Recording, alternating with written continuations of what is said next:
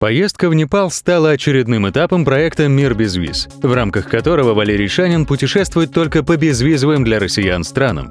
В этом путешествии его попутчицей стала Майнур Клементьева. Главной целью поездки стал поход по туристической тропе вокруг Манаслу. Это один из самых красивых и пока еще не чересчур затоптанных туристических маршрутов Непала. Тропа поднимается по ущелью реки Бури-Гандаки к перевалу Ларкья-Ла на высоте 5135 метров, а затем спускается вниз вдоль реки Марсьянди. Этот район Непала, расположенный на границе с Тибетом, долгое время был закрыт для иностранцев. Тропу вокруг Манаслу открыли только в 1992 году. Вернее, условно открыли. Сюда до сих пор можно попасть только в сопровождении сертифицированного на работу с иностранцами гида. Вещи несут носильщики, портеры. Можно идти налегке, посвящая все свое время открывающимся слева и справа пейзажам. Трекинг вокруг Манаслу — это не пеший туризм в привычном для нас смысле. Это длинная пешая прогулка налегке. Нести нужно только самого себя, ну и максимум еще свой фотоаппарат.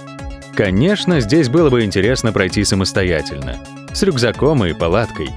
Но это пока невозможно. Без гида на тропу не пускают. Можно возмущаться и протестовать, но лучше расслабиться и получать удовольствие от процесса. Наше путешествие начинается в Покхаре, на берегу живописного озера Бава.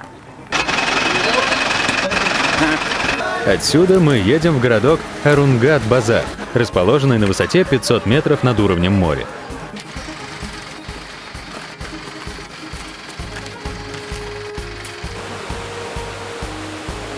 Дорога проходит по равнине среди рисовых полей и огородов. Здесь тепло и влажно. Настоящие тропики. Уже октябрь, а тут летают бабочки. Воды везде много. И на полях, и на дороге. Места давно обжитые.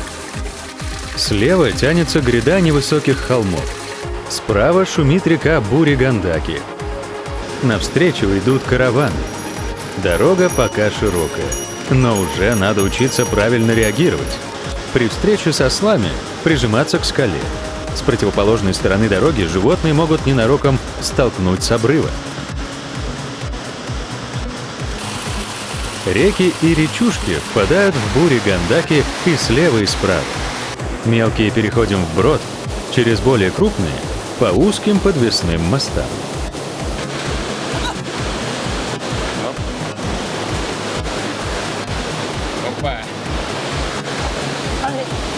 Тропа идет в узком ущелье, то вверх, то вниз, по осыпям и крутым подъемам.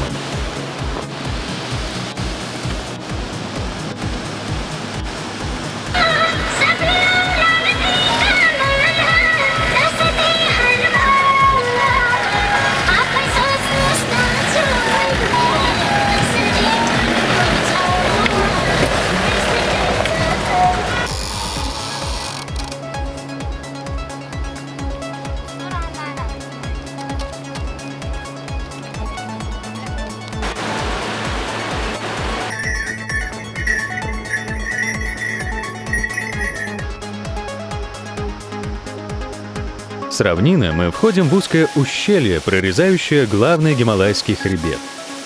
По нему нам предстоит идти вплоть до перевала Ларкья-Ла. Дорога все увереннее набирает высоту. На полях выращивают уже не рис, а проса. Через мелкие речки переходим вброд, через более крупные — по мостикам.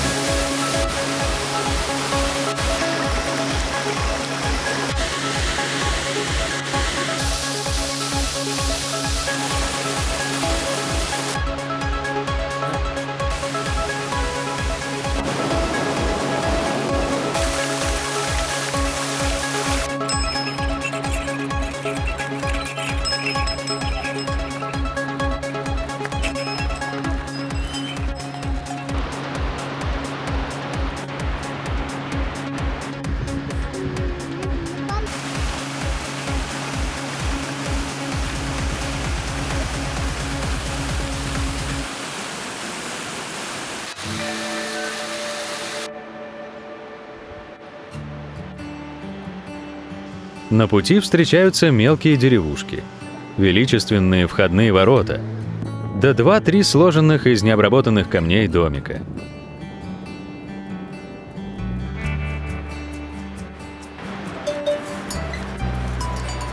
Здесь плодородной земли мало.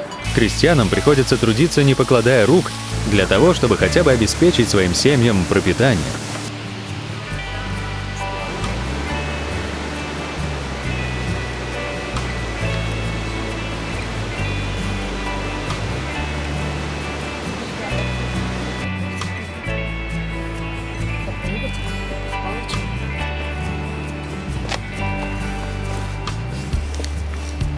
Утром уже прохладно. В деревне Татапани в зоне видимости показалась первая снежная вершина. Это гора Шринги-Химал, высотой 7187 метров. Она станет ориентиром на следующие несколько дней.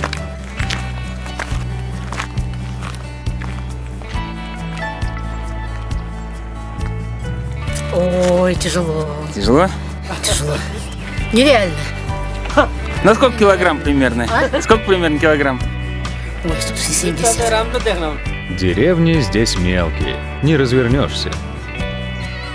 Места для полей нет, да и дорогу еще не провели. Чуть выше, на более пологих склонах, уже появляются более обширные поля и яблоневые сады. Сюда еще не дошел прогресс. Технология ведения сельского хозяйства практически не изменилась за последние несколько сотен лет. Все из-за того, что настоящей дороги нет. А много ли можно увезти на спинах бедных осликов?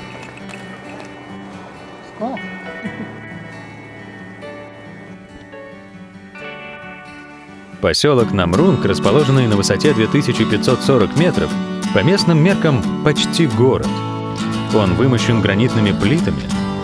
Здесь даже есть боковые улицы, а не только центральные. Есть здесь и ступы, и монастыри. На смену коровам и лошадям приходят яки. Черные, лохматые, страшные. Они поначалу пугают одним своим видом. Но на самом деле эти животные сами чрезвычайно пугливые. На человека никогда не нападают и даже не угрожают нападением. В горной непальской деревне самое величественное и высокое сооружение — входные ворота. Они обычно сложены из таких же камней, что и остальные дома, но имеют несколько этажей, оштукатурены и украшены разноцветными флажками с буддистскими мантрами. Мы входим в область Кутанг, или Нижний Нубри. Стена гор по правую руку — Кутанг-Химал. Через его 6000-е вершины в 7 километрах от тропы проходит граница с Китаем. Впервые в зоне видимости появляется сама гора Манаслу. Пока только издали, но тропа ведет прямо к ней.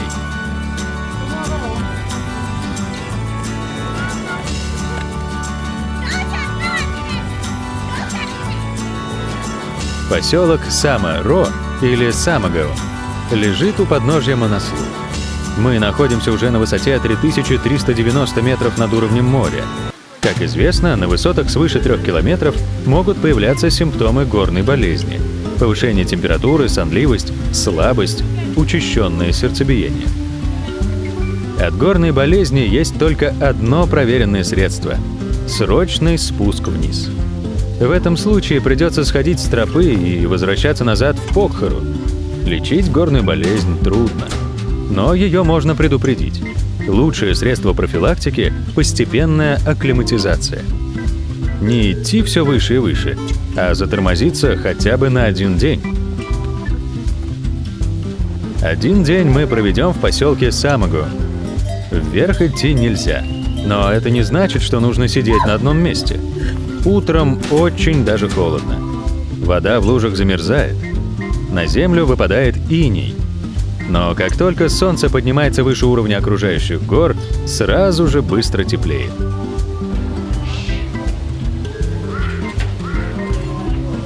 Поселок Самагаон сравнительно небольшой.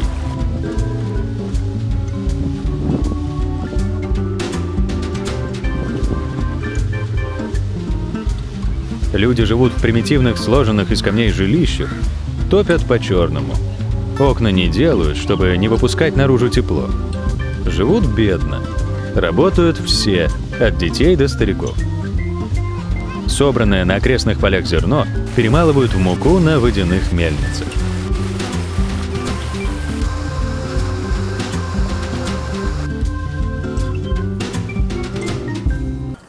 Самое заметное сооружение – буддистская ступа с молитвенными барабанами.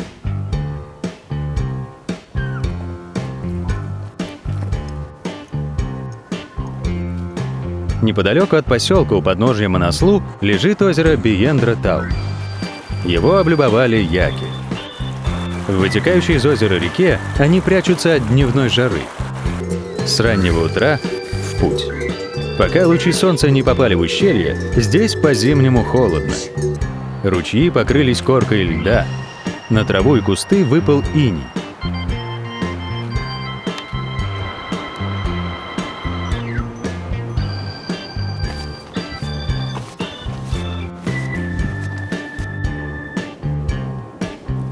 Проходим несколько километров до поселка Самдо. Мы поднялись еще на 300 метров вверх. Солнце еще высоко. Но дальше в этот день мы не пойдем. Акклиматизация продолжается. Спешить не будем. Поселок Самдо – последний населенный пункт на пути к перевалу Ларкья-Ла. Живут здесь бедно. Дома топят по-черному. Учатся не в школьных классах, которых нет, а прямо под открытым небом.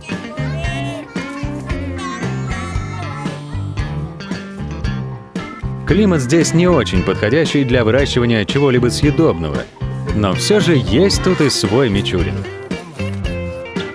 Трудно поверить, но ему удалось развести здесь настоящий огород. В поселке есть гестхаусы, но многие туристы предпочитают ночевать в палатках.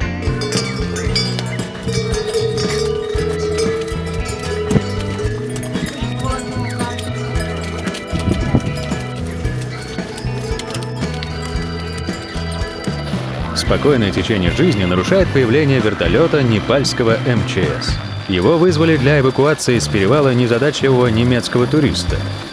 Горная болезнь непредсказуема. От нее никто не застрахован. Все жители деревни слетелись на шум вертолета. Но не для того, чтобы помочь погрузить раненого. По давно заведенной традиции вертолетчики здесь делятся керосином. Как бы оплачивают использование вертолетной площадки.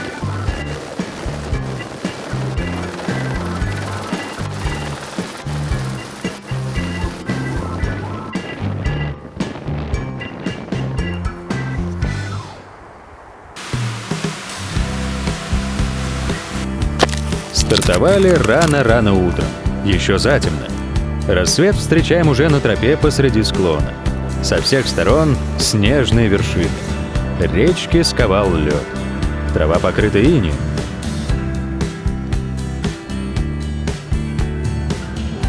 Солнце вначале освещает вершины гор, затем начинает постепенно проникать к их подножьям.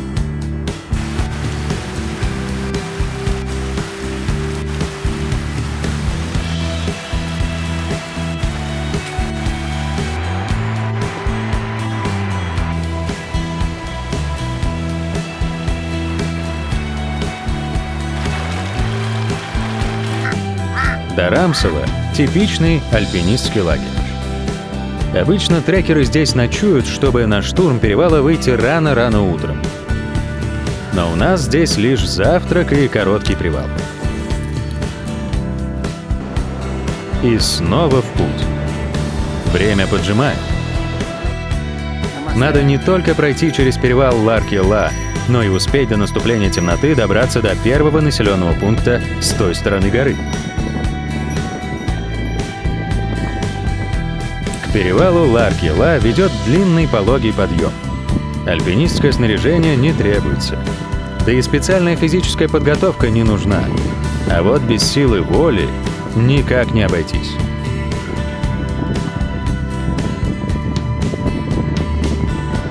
Здесь высокогорье, недостаток кислорода, а самое страшное — это страх. Страх, что неожиданно накатит горная болезнь. И что тогда делать? Только поворачивать назад и спускаться вниз как можно быстрее. И это всего в нескольких сотнях метров от перевала. Вот это было бы обидно.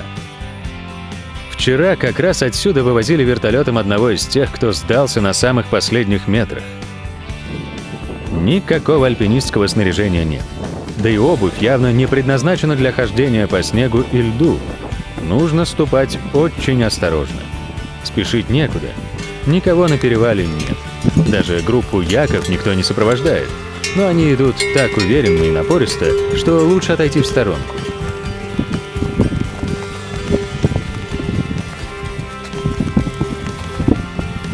Перевал Ларк-Яла можно опознать только по пирамиде из камней. Ничего не видно. Вершину Манаслу окутало густое облако.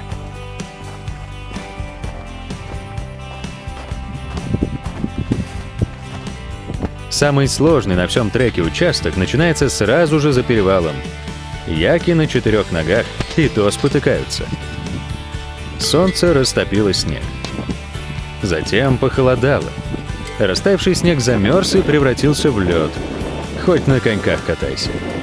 Но тропа очень узкая и идет по самому краешку обрыва. Хорошо, что с погодой повезло. В облаке видно не дальше 10-15 метров. Обрыв уже не кажется таким уж страшным, хотя на самом деле он тянется вниз на 600 метров. Только спустившись вниз в долину слияния 3 ледников, можно наконец перевести дух.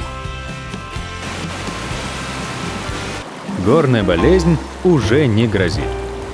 Дальше только вниз, вниз и вниз.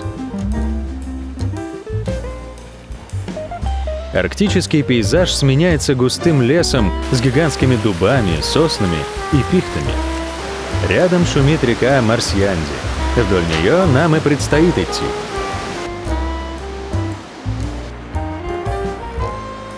В деревне Дарапани река Марсьянди сливается с рекой Дудг-Кхола, а тропа вокруг Манаслу с более популярной и сильнее загруженной тропой вокруг Анапурн. Сливается, да?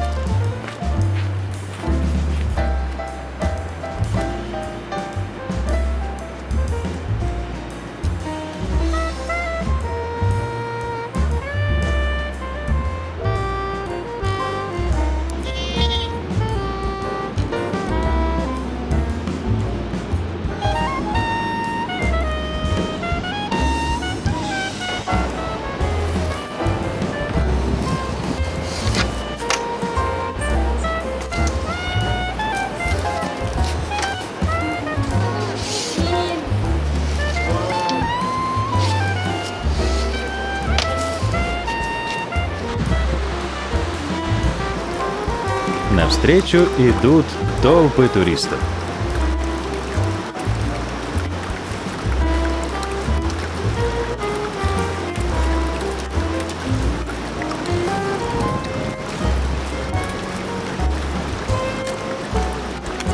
Здесь уже и дорогу проложили. Самые ленивые или нетерпеливые могут не ходить, а ездить. Пусть и с трудом. Асфальта ведь пока нет, а выбоины и колдобины отнюдь не редкость. Приходится пересекать вброд ручейки и речки и уворачиваться от водопадов.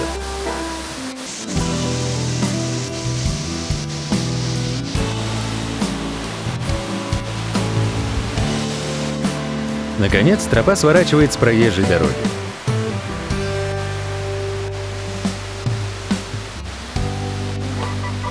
По подвесному мосту переходим на восточный берег реки Дудгхола.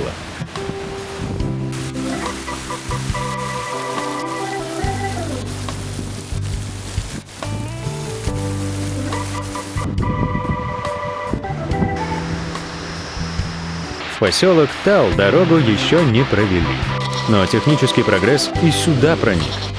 Да и туристов здесь давно больше, чем местных жителей. Завершается наше путешествие вокруг Манаслу. Последний трекинговый день. С каждым шагом мы спускаемся все ниже и ниже. На смену снегу и осенним пейзажам приходят тропические цветы. Туристов на тропе уже немного, а очень много.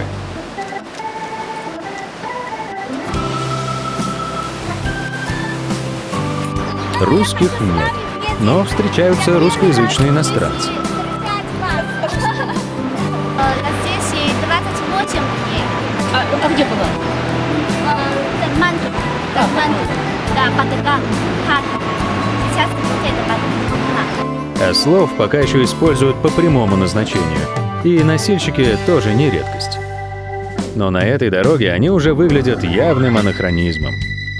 И скоро наверняка будут полностью вытеснены автотранспортом.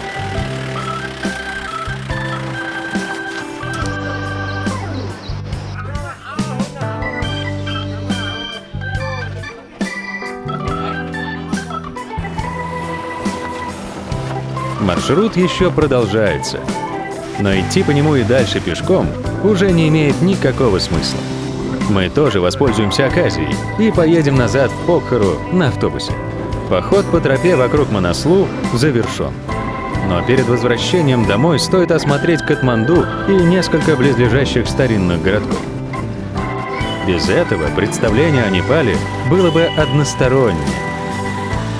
Непал — это ведь не только горы и деревушки. Это страна с древней культурой и многовековой историей. Поездка в Непал завершается, а проект «Мир без виз» продолжается. Впереди новые путешествия по безвизовым для россиян странам.